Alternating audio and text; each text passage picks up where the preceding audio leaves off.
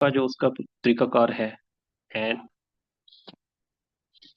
And जो practical उसकी application है, उसके अकॉर्डिंग हम इस सब को पढ़ेंगे और इसकी अंडरस्टैंडिंग लेंगे। अब सबसे पहले आप लोगों को गाइड करने के लिए लैंड रेवेन्यू को हमने पढ़ना कैसे है। फर्स्ट ऑफ ऑल हम देखेंगे कि हमारे सिविल लॉ 2 में इसके 2 क्वेश्चन तो मस्ट है। यानी 40 मार्क्स का जो पेपर है वो सिर्फ लैंड रेवेन्यू एक्ट से ही आ रहा है। लैंड रेवेन्यू रूल्स के 3 से 4 क्वेश्चंस हैं जो कि इसी पेपर से ही जुड़े हुए हैं, लैंड रेवेन्यू एक्ट से। रूल्स और एक्ट ये मिला के ही हम पढ़ेंगे इसको, और इसी में से हमारे 40 नंबर जो है वो सिक्योर हो रहे होते हैं सिविल लॉ 2 में। यानी इस पेपर को पास करने के लिए हमें किसी टेक्निकलिटी में जाने की इतनी जरूरत नहीं है, क्योंकि पासिंग मार्क्स ही 40 हैं, और 40 नंबर का पेपर तो इसी एक्ट से सिर्फ आ रहा है, लैंड रेवेन्यू एक्ट से। और बाकी हमने 2 से 3 क्वेश्चन बहुत अच्छे कर लें अटेम्प्ट, तो हमारे 5 क्वेश्चन बहुत अच्छे अटेम्प्ट हो सकते हैं, और जिसमें आराम से पासिंग मार्क्स सिक्योर कर सकते हैं। अब इसमें तरीकाकार हम ये रखेंगे कि एक तो एक्ट की हम बेयर रीडिंग करेंगे, और बेयर एक्ट की जो उस सेक्शन की जो अंडरस्टैंडिंग है वो लेंगे, कि इसकी बेसिक अंडरस्टैंडिंग क्या है। क्योंकि जो भी क्वेश्चन आता है हो सकता है कि हमने उसको प्रैक्टिकली कुछ लिखना हो उसमें, हमने वो एलएलबी वाला नहीं लिखना होता। कि जैसे एक हमें लफ्ज मिल गया कि लेट्स सपोज लंबरदार, तो हम एलएलबी में लिखना शुरू कर देते थे कि लंबरदार के रिलेटेड चीज आ गई है और हम चलते ही जाएं। लेकिन जुडिशरी के पेपर में ऐसा नहीं होता, क्योंकि जो क्वेश्चन आएगा हमने उस क्वेश्चन को समझ के उसके अकॉर्डिंगली उसको लिखना है, कि उसमें क्या मांगा गया है, क्या चीज रिक्वायर की गई है। हो सकता है उसी एक क्वेश्चन में उसके 3 पार्ट्स बन रहे हो, 3 लाइन में 3 चीजें मांगी गई हो, तो हमने उसको रिलेट करना है कि पहले हमने क्या चीज उसमें देनी है, सेकंड क्या चीज लिखनी है, थर्ड क्या चीज लिखनी है। और क्वेश्चन को समझ के अंडरस्टैंड करके ही हमें पता चलता है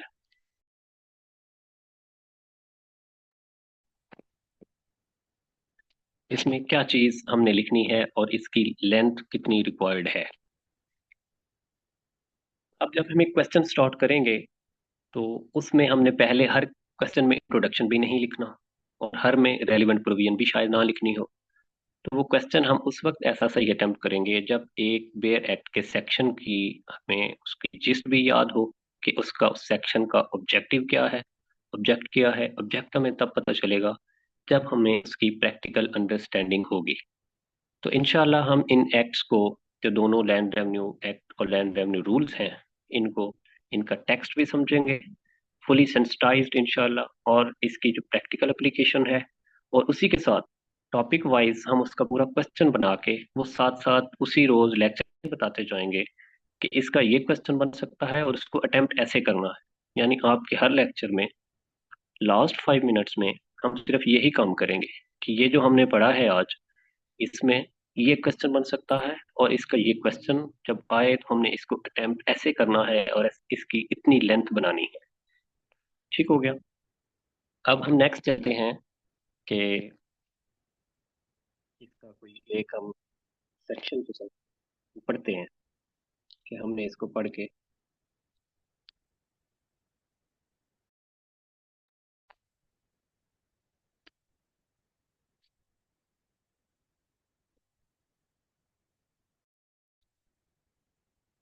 तो लैंड रेवेन्यू रूल्स और लैंड रेवेन्यू एक्ट में, लैंड रेवेन्यू रूल्स में मैक्स है, और लैंड रेवेन्यू एक्ट में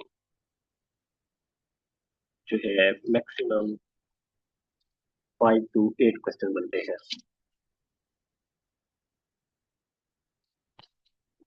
लैंड रेवेन्यू एक्ट में सबसे पहले जो है सेक्शन, वो 4 जिस तरह है कि उसमें जो डेफिनेशंस हैं उनका एक क्वेश्चन बन के आता है, कि डेफिनेशन में से एक क्वेश्चन पूरा वो कभी कभी दे देता होता है। और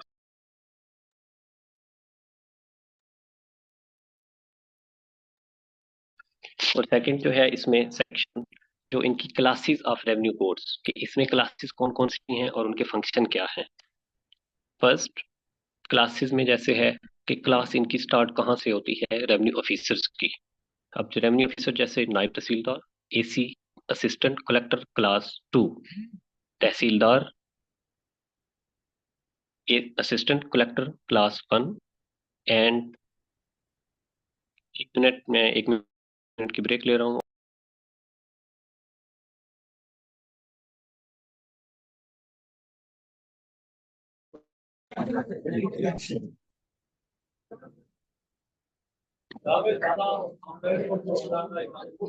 इसमें म्यूट कर ले। हैं, इसमें जैसे एग्रीकल्चर ईयर है।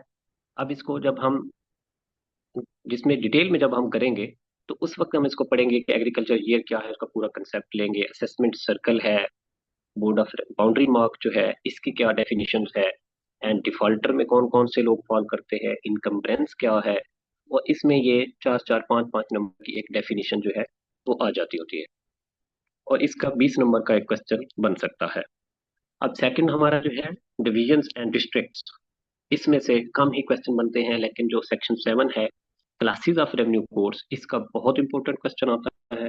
Classes of revenue officers and their functions, कि उनके फंक्शन क्या हैं। अब हम डिटेल में इसको जब पढ़ेंगे कि naib tehsildar, tehsildar, assistant commissioner, deputy commissioner या डिप्टी कलेक्टर से कह दे, additional district collector, additional commissioner revenue, commissioner and board of revenue and its members.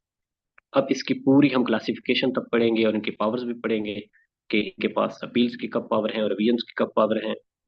अब इसमें इससे दो क्वेश्चन ये बड़े इंपॉर्टेंट हैं मेन, सेक्शन 7 एंड डेफिनेशंस का सेक्शन 4 का। अब नेक्स्ट जो इसमें सबसे इंपॉर्टेंट क्वेश्चन है वो है विलेज ऑफिसर का, सेक्शन 36। अच्छा, ये एक बात अलहदा है कि जब हम पढ़ेंगे हम सेक्शन वाइज मुकम्मल एक्ट को पढ़ेंगे विद प्रैक्टिकल अंडरस्टैंडिंग, लेकिन ये मैं पेपर पॉइंट ऑफ व्यू से बता रहा हूँ कि इसमें कौन कौन से क्वेश्चन बन सकते हैं। अब इसमें चैप्टर 5 विलेज ऑफिसर, अब विलेज ऑफिसर का जो क्वेश्चन है वो सिर्फ ये बन सकता है कि विलेज ऑफिसर के लिए क्वालिफिकेशंस क्या है, उसको कौन अपॉइंट कर सकता है, रिमूव कब कर सकता है। अब इसमें दो सिचुएशन अलग ही हैं जो रूल्स 19, 20, 21, 22 में दी गई हैं कि when village officer must may be dismissed and when village officer shall be dismissed. May and shall की अलहदा अलहदा सिचुएशंस हैं, अलहदा अलहदा रिक्वायरमेंट है, और ये पावर्स किन के पास होगी, डिप्टी कमिश्नर के पास। वो कब उनको अपॉइंट करे, कब रिमूव करे, कब रिमूव लाजमी करना है, और कब उसकी अपनी पावर है, डिस्क्रिशन है कि वो कर सकता है या नहीं। ये बड़ा इंपॉर्टेंट इसमें क्वेश्चन है। अब नेक्स्ट हमारा चैप्टर 6 है रिकॉर्ड्स का। अब इसमें इंपॉर्टेंट सेक्शन जैसे 39 रिकॉर्ड ऑफ राइट्स का है, और 42 पीरियोडिकल रिकॉर्ड, जिसे उर्दू में जमाबंदी कहते हैं, जो 4 साल बाद बनती है, इस क्वेश्चन है। और इसका फिर साथ प्रोसीजर भी पूछ लिया जाता है कि एक म्यूटेशन जो है वो रिकॉर्ड ऑफ राइट्स का कैसे हिस्सा बनता है। अब इसमें सेक्शन 42 में भी दो प्रोसीजर दिए गए हैं, 42 सबसेक्शन और 6 तक एडमिटेड एंट्रीज। अब इसको फिर हम डिटेल में करेंगे कि एडमिटेड एंट्री कौन सी हैं, क्योंकि इसकी बड़ी मिसकंसेप्शन है सेक्शन 42, 3, 45 और सेक्शन 172 को लेके। और जो इस हम हिस्ट्री को इंशाल्लाह सॉल्व करेंगे कि 42 में सबसेक्शन 1 से 6 तक एडमिटेड एंट्रीज की जो प्रिपरेशन ऑफ रिकॉर्ड है, तो रिकॉर्ड का हिस्सा कैसे बनेगी, और 6 से आगे 11 तक वो है डिस्प्यूटेड एंट्रीज, जिनका फैसला जलसा आम में किया जाता है, नायब तहसीलदार जाके मौके पे वो इंतकाल पास करता है, वो उसको रिकॉर्ड का हिस्सा बनाता है। ये नेक्स्ट क्वेश्चन है बड़ा इंपॉर्टेंट कि रिकॉर्ड का हिस्सा बनने का जो प्रोसीजर है डॉक्यूमेंट का वो क्या है, कि कौन सा डॉक्यूमेंट उस रिकॉर्ड का हिस्सा बन सकता है। नेक्स्ट जो इसमें सबसे इंपॉर्टेंट अगला क्वेश्चन है वो है असेसमेंट, कि असेसमेंट ऑफ लैंड वो कब होगी, कैसे होगी और क्यों होगी, और कौन किसके पास इसकी पावर्स हैं कि वो ऑर्डर करे। बोर्ड ऑफ रेवेन्यू ऑर्डर करेगा असेसमेंट का, और कितने टाइम के लिए होगी। अब असेसमेंट का ये क्वेश्चन आता है कि जनरल असेसमेंट कब हो सकती है, सेकंड है कि स्पेशल असेसमेंट कब हो सकती है, और इसमें पार्ट 3 है कि कौन सी ऐसी लैंड्स हैं जिन पे असेसमेंट नहीं हो सकती, यानी जिन पे लैंड रेवेन्यू अप्लाई नहीं लग सकता, उसका असेस नहीं किया जा सकता। अब लैंड रेवेन्यू एक्ट, इसका नाम देखें लैंड रेवेन्यू एक्ट, ये एक प्रोसीजरल एक्ट भी है, प्रोसीजर लॉ भी है, और जो सब्सटेंशियल लॉ भी है, क्योंकि इसमें राइट्स भी दिए गए हैं कुछ, और कुछ हमें ये प्रोसीजर भी देता है। ये बोथ साइड पे काउंट होता है, ठीक है। कि इसमें प्रोसीजर भी हमें बता रहा है और सम राइट्स भी हमें दे रहा है। तो सब्सटेंशियल एंड प्रोसीजर ये बोथ में फॉलो करेगा। अच्छा, नेक्स्ट इसमें है जनरल असेसमेंट, स्पेशल असेसमेंट, ये एक ही टॉपिक है। ठीक है। और जैसे अगला क्वेश्चन जो है कलेक्शन ऑफ लैंड रेवेन्यू, कि ये कैसे करनी है। अब कलेक्शन में सबसे जो इम्पोर्टेंट क्वेश्चन आता है वो ये है कि arrears of land revenue recover कैसे करने। वो बताया गया है सेक्शन 80 से 90 तक जो प्रोसीजर है, 89 तक, कि इसका प्रोसीजर क्या होगा कलेक्शन ऑफ लैंड रेवेन्यू का। ये बहुत इंपॉर्टेंट क्वेश्चन है, आपके लॉ में भी आता होता था और जुडिशरी में भी आ जाता है। जुडिशरी में ये बाकी क्वेश्चन आ जाते हैं, जैसे असेसमेंट का है, ये लॉ के पेपर्स में बहुत काम आते होते थे इस तरह के क्वेश्चन। जिस तरह सेक्शन 172 है, वो भी सिर्फ जुडिशरी में आता है, लॉ के पेपर्स में नहीं आता होता था।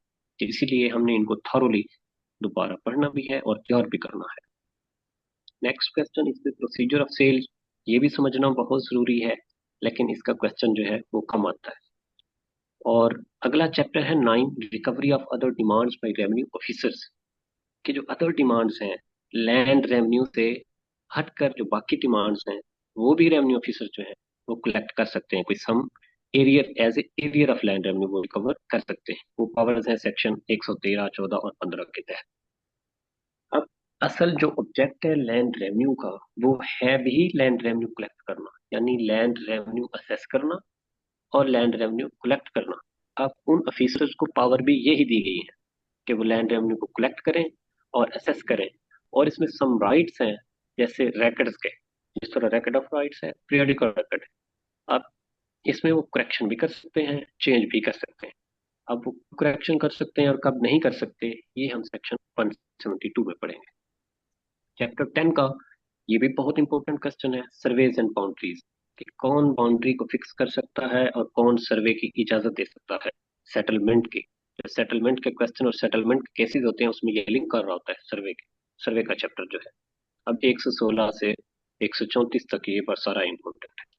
और जो हमारा मोस्टली रिपीटेड क्वेश्चन है जुडिशरी में और लॉ के पेपर्स में भी, वो है पार्टीशन का, चैप्टर 11, कि पार्टीशन कौन अप्लाई कर सकता है और इसका क्या प्रोसीजर होगा। अब 135 के तहत जो अप्लीकेशन दे सकता है, जिसको राइट है, जैसे लैंड ओनर है, ओनर ऑफ द लैंड है, ये भी हमने फर्क रखना है कि ओनर ऑफ द लैंड जो है वो अप्लाई कर सकता है, लैंड ओनर अप्लाई नहीं कर सकता। अब ये टर्म्स दोनों सेम है, लेकिन लॉ की लैंग्वेज में बहुत मुख्तलिफ है। Owner of the land and land owner, के सिर्फ ओनर ऑफ द लैंड जो है वो अप्लाई कर सकता है पार्टीशन के लिए, लैंड ओनर नहीं कर सकता। ये हम डिफ्रेंशिएट तफसील में पढ़ते हुए करेंगे इंशाल्लाह। अब इसमें पार्ट बी जो है वो इम्पोर्टेंट की है, 136 section restrictions and limitations on partition. Partition में कौन सी रेस्ट्रिक्शंस हैं एंड लिमिटेशंस हैं। और इसमें प्रोसीजर 136 35 से लेकर 149 तक आ जाता है, कि अफर्मेशन जो है 147। ये ऐसा क्वेश्चन भी है कि अफर्म पार्टीशन कौन सी होती है, वो कौन कर सकता है और कैसे होती है, ये 147 में आएगी। नेक्स्ट आर्बिट्रेशन को जो है, इसको भी इंशाल्लाह थॉरोली समझेंगे, लेकिन इसका क्वेश्चन बहुत कम आता है। और इससे अगला है chapter 13, appeal, review and revision. ये बहुत ही इंपॉर्टेंट है कि 161 सेक्शन अपील्स, अपील का टाइम कितना है, उसकी रेमेडी कौन सी होगी, ज्यूरिस्डिक्शन किस कोर्ट की होगी, और कब अपील फाइल होगी, कब रिवीजन फाइल होगी, कब रिव्यू फाइल होगा। एक 162 और 161 ये अपील्स का है, ये अलग क्वेश्चन इसका बनता है। रिव्यू का एक अलग क्वेश्चन बनता है कि रिव्यू का सेक्शन कौन सा है, इसका स्कोप क्या है, इसका ऑब्जेक्ट क्या है, और इसमें ज्यूरिस्डिक्शन किस कोर्ट की होगी। एंड नेक्स्ट है 164 रिवीजन।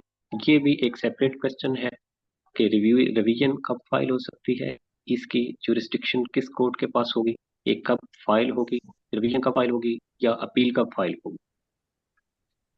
अब नेक्स्ट इसमें जो है supplemental provisions and revenue deposits, section 4 जो है चैप्टर 14। इसमें ये सिर्फ रीडिंग और समझने के लिए ये बहुत ज़रूरी है। और इससे नेक्स्ट क्वेश्चन सबसे इम्पोर्टेंट है, exclusion of jurisdiction of civil courts. ये पूरी सिविल की प्रैक्टिस बोर्ड ऑफ रेवेन्यू में जो है, इसको समझने के लिए ये सेक्शन समझना बहुत ज़रूरी है, 172। exclusion of jurisdiction of civil courts in matters within the jurisdiction of revenue officers, कि सिविल कोर्ट की jurisdiction कब एक्सक्लूड होगी उन मैटर्स में जब वो मैटर फॉल करेंगे किसकी jurisdiction में, रेवेन्यू ऑफिसर्स की। यानी कुछ मैटर्स ऐसे हैं जिनमें सिर्फ रेवेन्यू ऑफिसर्स को पावर है और सिविल कोर्ट्स को कोई पावर नहीं है। वो इसमें डिटेल में दिए गई है कि कौन कौन सी पावर्स जो हैं वो सिर्फ रेवेन्यू ऑफिसर्स के पास है और सिविल कोर्ट के पास कोई ज्यूरिस्डिक्शन नहीं है। ये इम्पोर्टेंट क्वेश्चन है और मोस्ट रिपीटेड क्वेश्चन है, काफी ये आता है कि कौन कौन सी सूरत हाल में सिविल कोर्ट्स की पावर एक्सक्लूड की गई है, लिस्ट डाउन दी। नेक्स्ट इसमें जो हमारा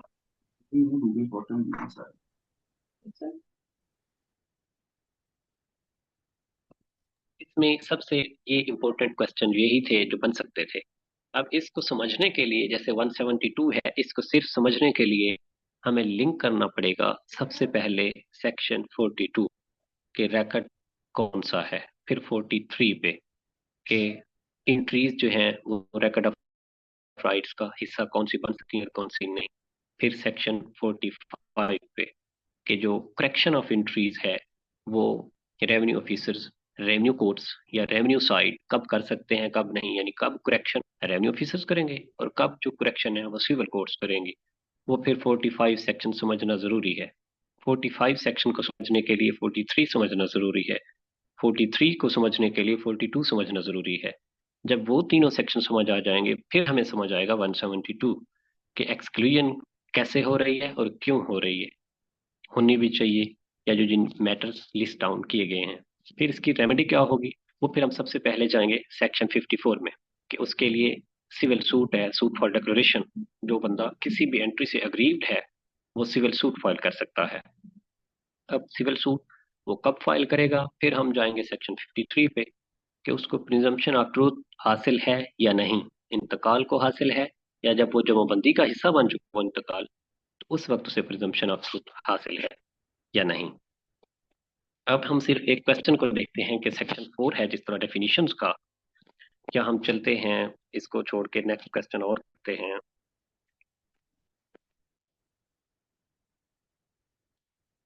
पार्टीशन का, कि पार्टीशन की एप्लीकेशन कब आ सकती है और कैसे प्रोसीड होगी और कौन इसको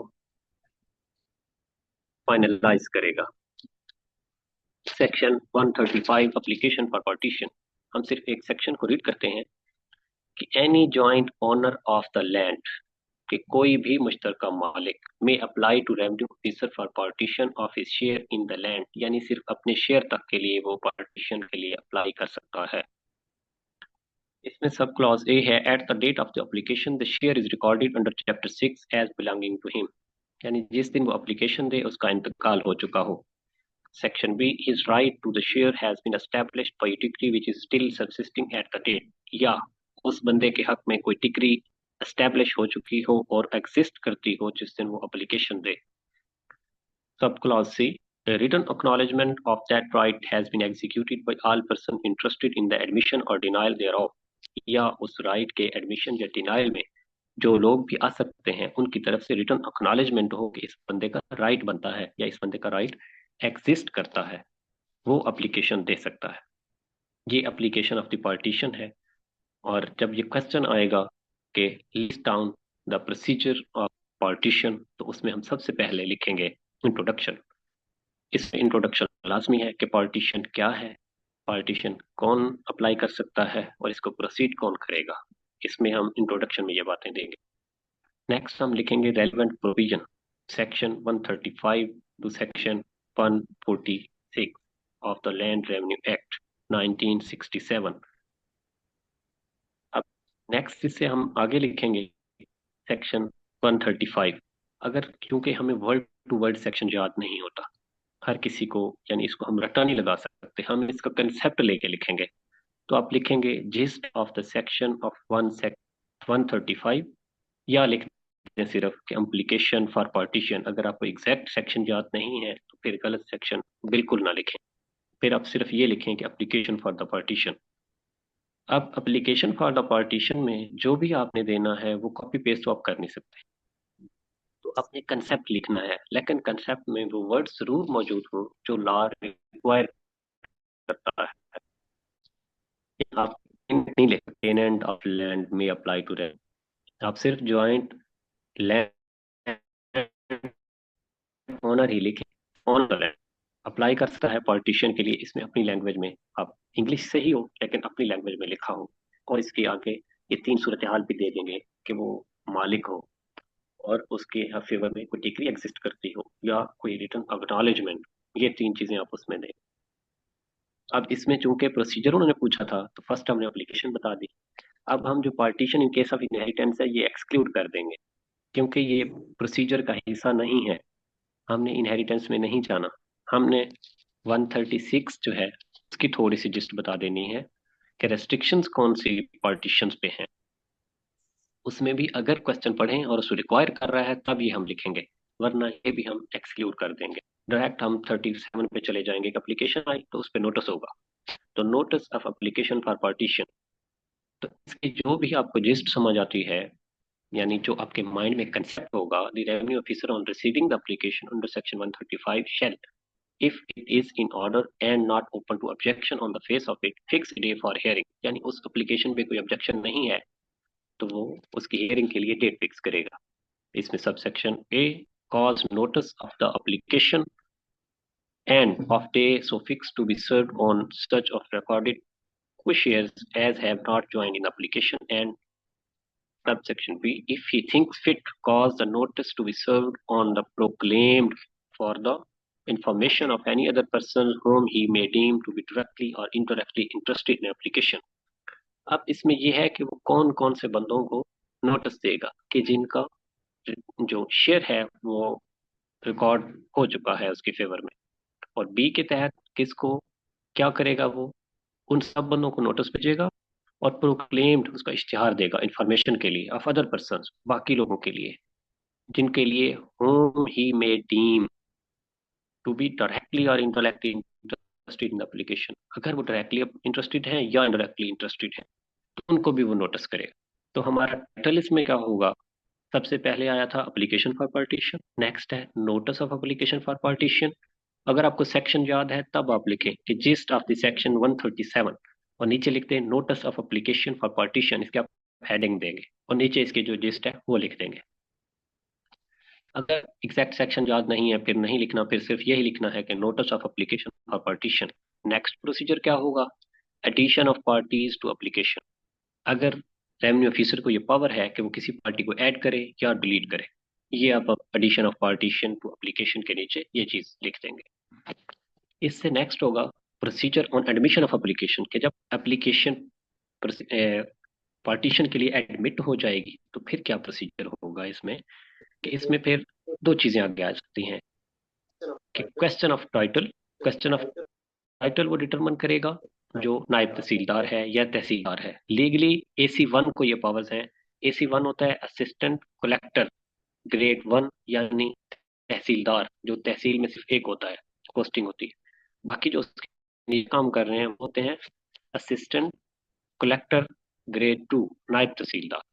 अब लीगली पावर जो है वो असिस्टेंट कलेक्टर ग्रेड 1 को है पार्टीशन की, लेकिन by notification board of revenue ने ग्रेड 2 के जो तहसीलदार हैं, नायब तहसीलदार हैं, उनको पावर दी हुई है, वो भी पार्टीशन के केसेस सुनते हैं। अब जो question as to title in the property है वो भी डिटरमिन करेगा नायब तहसीलदार या तहसीलदार जो भी सुन रहा है। और इसके बाद वो ये क्वेश्चन डिटरमिन करेगा कि question as to the property to be divided और the mode of making the partition, कि ये प्रॉपर्टी हमने अब डिवाइड कैसे करनी है। यानी उन लोगों से वंडा चार, वंडा होता है हर मालिक जो काबिज है, जिसका कब्जा भी है मौके पे, इन पोजेशन है, वो आके अपना वंडा जमा करवाएगा। वंडा होता है एक नक्शा जो उसने अपना पेपर पे बनवाया होता है पटवारी से कि मुझे ये पीस ऑफ लैंड चाहिए, ये मुझे अलॉट कर दिया जाए। तो उन सब की यानी डिमांड ली जाती है। तो फिर ये डिमांड्स लेने के बाद फिर उसकी जो है वो फैसला करता है। अब इसमें आगे सारे सेक्शन इरेलीवेंट हो जाते हैं। Question of title of holding, disposal of other question, ये उसी में आ गए 140 में। टाइम लिमिट भी हम नहीं लिखेंगे क्योंकि हमसे सिर्फ प्रोसीजर पूछा गया था। हम इसमें फिर चले जाएंगे डायरेक्ट एक हम दरमियान में हेडिंग देंगे डिसीजन ऑफ द पार्टीशन।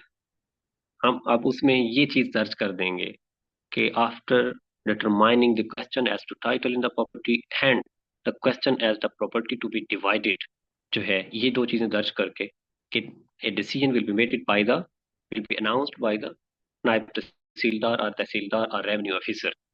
ये हम दर्ज करके फिर डायरेक्ट हम जाएंगे इंस्ट्रूमेंट ऑफ पार्टीशन 145 पे। कि जो इंस्ट्रूमेंट ऑफ पार्टीशन है ये क्या है कि जब पार्टीशन कंप्लीट हो जाती है, यानी उसका ऑर्डर जो रेवेन्यू ऑफिसर है वो जारी कर देता है कि पार्टीशन का ये ऑर्डर है, इस बंदे को ये जमीन अलॉट की गई है। अलॉट क्या करेगा वो खसरा नंबर के थ्रू करेगा कि ये खसरा नंबर क्या होता है, एकड़ नंबर। और ये खसरा नंबर लाइफ में कभी भी चेंज नहीं होता जब तक के सेटलमेंट ना हो।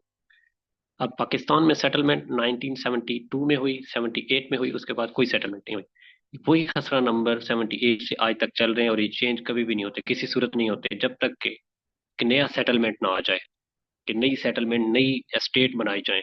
नई एस्टेट होती है खेवट, महाल, मौजे, वो नए ना क्रिएट किए जाए।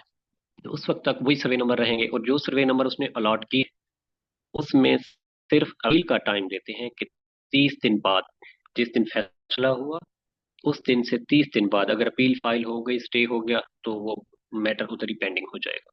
अगर पेंडिंग नहीं हुआ तो फिर रेवेन्यू ऑफिसर जो है वो एक स्टाम्प पेपर पे उसी फैसले को दर्ज कर देगा, उसे कहेंगे इंस्ट्रूमेंट ऑफ पार्टीशन। वो उन सब मालकान को दे देगा जो भी कॉपी अप्लाई करेंगे। अब यानी उनके पास ये एक रिटन सर्टिफिकेट आ गया फैसले के अलावा कि वो इंस्ट्रूमेंट ऑफ पार्टीशन का उन मालकान के दरमियान लैंड की डिवीजन का। और लैंड डिवीजन ये सब किस लैंड की हो रही है, एग्रीकल्चरल लैंड की।